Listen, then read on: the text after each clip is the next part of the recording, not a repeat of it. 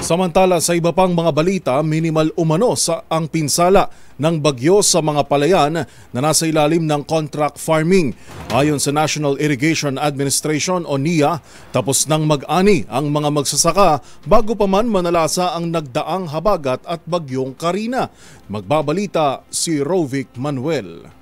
Masasabing naging minimal lang ang naging pinsala ng nagdaang bagyo sa mga palay na nasa ilalim ng contract farming ayon sa National Irrigation Administration o NIA. Sa panayam ng DZRH kay NIA Administrator Engineer Eduardo Guillen, sinabi nitong bago pa lamang ang bagyo ay nakapag-ani na ang ibang mga rehiyon ng palay at ang karamihan namang sakahan ay hindi lubhang naapektuhan ng kalamidad.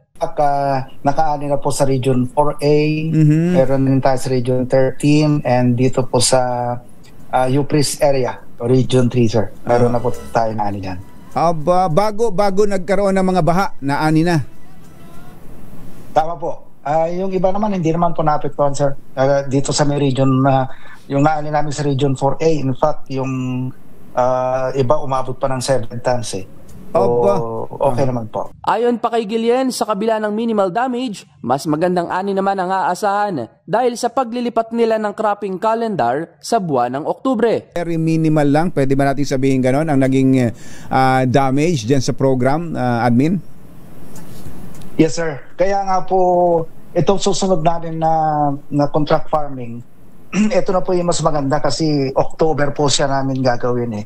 At saka yung dalawang cropping season natin na yan. So, mas lesser po ang chances na mabaha at mabagyo. So, yun po ang sinasabi namin, sir, na ililipat natin yung cropping calendar natin dyan sa mga buwan na yan. Samantala, tiniyak naman ni Guillen na ngayong unang linggo ng Agosto, makararating na ang mga aning palay sa mga Kadiwa Center sa bansa na may ibibenta pa rin sa halagang 29 pesos kada kilo. Habang hanggang isang sako naman ang maaaring bilhin ng kada pamilya, batay na rin sa pattern ng Department of Agriculture. Para sa MBC TV Network News, ito si Rovic Manuel, una sa Pilipinas, una sa Pilipino.